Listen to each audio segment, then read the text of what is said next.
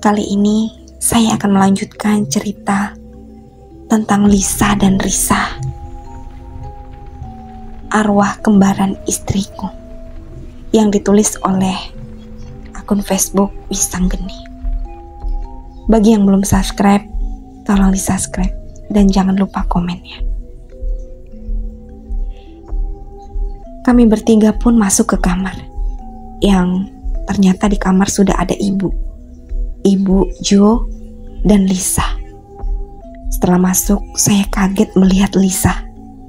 Dia pun berdandan layaknya pengantin wanita dengan pakaian khas dari Jawa.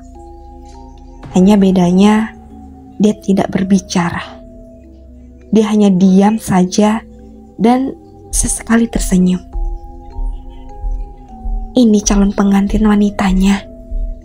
Memang secara duniawi ini Lisa, tapi raga Lisa dipinjam oleh Risa untuk acara ini. Jelas kakek. Iya kek, saya paham. Saya lihat di meja sudah banyak perlengkapan, seperti buah, bunga, dupa, dan lain-lain. Ya sudah, kita langsung saja. Saya sendiri yang akan menikahkan mereka. Apa semuanya menyetujui? Ucap kakek. Semua pun hanya bisa mengangguk. Kakek pun mulai melaksanakan ritual. Saya tidak seberapa ingin apa yang dibacanya, karena menggunakan bahasa Jawa halus. Hijab kabulnya tak seperti manusia pada umumnya. Arok, apa kamu sudah siap menikahi cucu saya yang bernama Risa binti Jo? Tanya kakek. Saya siap dan bersedia menikahi Risa binti Jo untuk menjadi pasangan hidup saya, jawab saya. Berjanjilah tidak untuk mengkhianati jika tidak dikehendaki oleh Risa, ucap kakek lagi. Saya berjanji dan memenuhi persyaratan tersebut, jawab saya. Setelah itu saya dan Risa pun diberi daun sirih. Saya dan Risa pun memakan daun sirih itu. Setelah itu saya dan Risa pun diberi 1 gelas minuman untuk kami berdua. Kami pun meminumnya. Arok, Risa, kalian sudah resmi menjadi suami istri. Risa, jika kamu mau membawa Arok untuk merayakan pernikahan kalian dengan cara kamu, kami persilahkan. Jelas kakek. Risa pun hanya mengangguk. Segera dia sungkem kepada kakek. Ayah, ibu, bapak. Dan saya pun mengikutinya. Setelah selesai acara sungkem, seketika tubuh Lisa pun pingsan. Sontak saya pun panik. Kek, Lisa kenapa? Tanya saya. Tidak usah panik. Ini tandanya Risa sudah keluar dari raga Lisa, jawab kakek. Segeralah kamu berbaring di ranjang dan taruh kain yang kakek berikan ke kamu dulu di bawah bantalmu, perintah kakek lagi. Mereka pun lantas membawa Lisa keluar. Saya segera melakukan apa yang kakek perintahkan. Jelas saja, dalam sekejap saya pun langsung terlelap. Dan di dalam bawah sadar saya berada di jalan dekat rumah Risa. Dan Risa sudah menunggu di jalan itu bersama nenek Sarpah dan beberapa orang tua yang saya tidak kenal. Saya pun menghampiri Risa. Saya pun berjalan berdampingan dengan Risa. Di kanan dan kiri jalan sudah dihiasi dengan janur kuning. Sepanjang jalan kurang lebih 500 meter. Kami berjalan kaki dengan diiringi gending-gending Jawa. Dan sangat ramai sekali. Sampainya kami di depan rumah. Saya melihat sudah ada kursi seperti singgasana untuk saya dan Risa. gending Jawa terus saja dibunyikan, dibarengi dengan jogetan seperti sinden. Banyak orang menghadiri pesta itu. Hanya saja orang-orang yang datang semua berwajah ekspresi datar. Hanya mengucapkan selamat, lalu mereka beranjak makan dan sebagai orang ikut berjoget. Saya lapar sekali, ucap saya ke Risa. Mas Arok tidak diperbolehkan makan di sini, jawab Risa. Emang kenapa? Masa makanan sebanyak ini saya tidak boleh makan? Tanya saya lagi. Karena jika Mas Arok memakan makanan di sini, Mas Arok tidak akan bisa pulang lagi. Mas Arok bakal jadi warga sini, dan itu tidak saya kendaki, jawab Risa. Lantas apa yang boleh saya perbuat di sini? Tanya saya kembali. Mas Arok hanya diperbolehkan minum. Jangan sekali-kali memakan makanan yang ada di sini, jelas Risa. Saya pun hanya mengangguk. Tak lama dari itu, Risa pun memanggil salah satu wanita di tempat itu. Ambilkan air untuk Mas Arok. Sekalian kopinya, tapi tanpa gula ya, ucap saya. Wanita itu hanya mengangguk lalu pergi. Risa, kamu buat pesta pernikahan kita semewah ini, apa biayanya tidak banyak? Tanya saya. Mas Arok tidak perlu memikirkan hal itu, jawab Risa. Saya pun tidak menjawabnya lagi. Tak lama, wanita yang dipanggil Risa tadi sudah kembali dan langsung memberikan air putih dan kopi kepada saya. Wanita itu pun tak mengucapkan sepatah kata pun. Segera saya meminum air putih itu sampai habis 1 gelas. Lalu saya meminum kopi. Kok manis sekali kopinya? Padahal saya tadi bilang tanpa gula, gerutu saya. Mas Arok, kopi itu sebenarnya sudah tanpa gula, jawab Risa.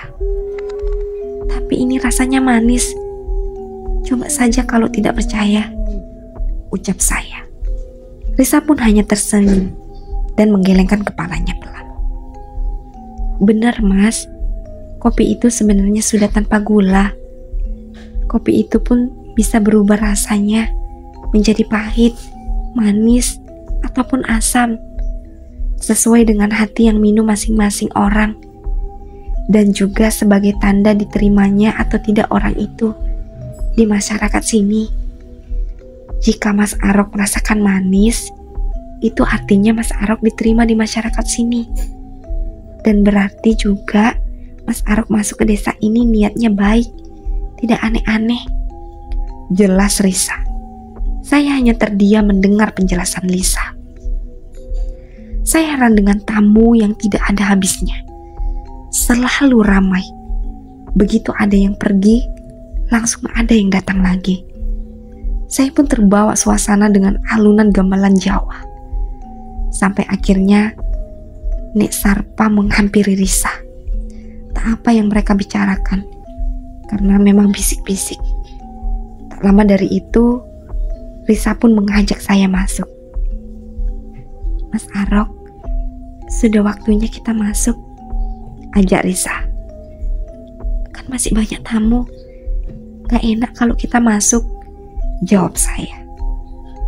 Sudah waktunya Mas Arok, mereka biarkan saja. Mereka juga sudah memahaminya. Sekarang giliran mereka berpesta, jelas Risa. Risa pun beranjak dari tempat duduknya sambil menggandeng tangan saya. Saya pun hanya mengikuti Risa dari belakang. Kami menuju di sebuah kamar. Setelah masuk, saya pun kagum dengan apa yang ada di dalam kamar tersebut. Semua ruangan dihiasi dengan janur kuning dan ornamen khas Jawa. Dan di lantai dipenuhi dengan bunga melati. Sampai lantainya tidak terlihat. Di kasur pun penuh dengan melati. Hanya saja ada satu bunga mawar berwarna merah tua. Kok ada bunga mawar merahnya? Tanya saya ke Risa. Dari sekian banyak bunga melati, dan kenapa ada satu bunga mawar merah? Itu adalah simbol Mas Arok, jawab Risa yang duduk di meja rias sambil melepas bunga melati yang sedari tadi menghiasi rambutnya. Simbol apa? Tanya saya lagi. Itu simbol jika malam ini semua yang saya miliki akan saya berikan kepada Mas Arok, termasuk kesucianku, jawab Risa sambil berjalan ke arah saya. Dan kami pun melakukan malam pertama. Saya pun langsung tertidur, dan bangun-bangun saya sudah di rumah Lisa. Waktu itu sudah pagi. Segera saya keluar dari kamar. Saya lihat tidak ada siapa-siapa. Saya pun bergegas ke kamar mandi untuk mandi. Setelah mandi, saya pun duduk di ruang tamu sendirian. Tiba-tiba Lisa pun datang. Pengantin baru sudah bangun, sapa Lisa dengan membawakan kopi dan roti. Saya pun hanya tersenyum. Bagaimana malam pertamanya?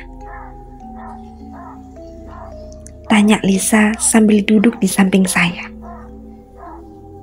Penting ya hal seperti itu ditanyakan, jawab saya. Ya kan penasaran yang, ucap Lisa lagi.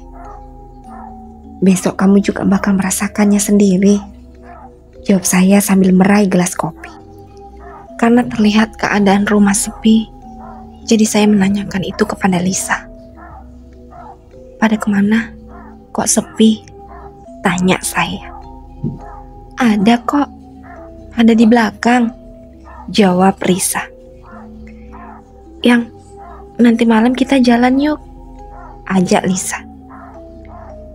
Jangan nanti malam deh, badan saya capek, rasanya lemes, seperti tidak punya tulang, jawab saya. Iya deh, iya pengantin baru, ucap Lisa. Ada makanan enggak? Tanya saya ke Lisa. Tumben amat tanya makanan, biasanya disuruh makan harus dipaksa dulu, jawab Lisa yang agak heran. Sudahlah, ada tidak? Tanya saya lagi. Ada kok yang. Ambilin ya, lapar banget saya. Iya, tunggu sebentar. Lisa pun bergegas mengambilkan makanan. Tak selang beberapa lama, dia pun kembali dengan membawa tempat nasi dan beberapa sayur dan lauknya. Saya pun segera memakannya. Lisa hanya bengong melihat saya makan. Yang, tumben amat kamu makannya sebanyak itu, tanya Lisa lagi. Dari semalam saya lapar, tapi saya dilarang Lisa untuk makan apapun yang ada di sana, jelas saya. Singkatnya saya pun selesai makan. Lalu kakek menghampiri saya dan Lisa. Arok, kakek mau bicara sama kamu dan Lisa, ucap kakek. Iya kek, mau bicara apa? Tanya saya kepada kakek. Kami keluarga besar dan juga orang tuamu sudah menentukan tanggal pernikahanmu dengan Lisa, jelas kakek. Kapan itu kek? Tanya saya. 5 bulan lagi, jawab kakek. Saya pun hanya mengangguk. Singkatnya saya pun pulang ke rumah. Saya pun menjalaninya seperti biasa. Hanya bedanya, jika malam hari, Risa selalu datang menemui saya. Sampai selama 41 hari, Risa terus menghampiri saya setiap malam. Sampai akhirnya, Risa pun hamil. Mas Arok, saya punya kabar gembira, ucap Risa. Kabar gembira apa?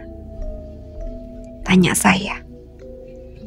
Saya hamil, Mas, jawab Risa. Jelas saja, kabar itu membuat saya gembira. Alhamdulillah kalau begitu.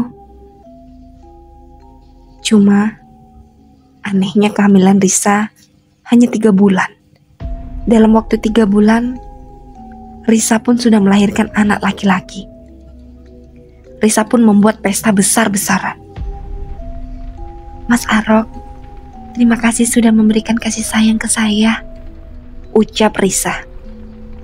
Ya sudah, semestinya begitu. Karena kamu istri saya, jawab saya. Saya ingin Mas Arok memberikan nama untuk anak kita, pinta Risa lagi.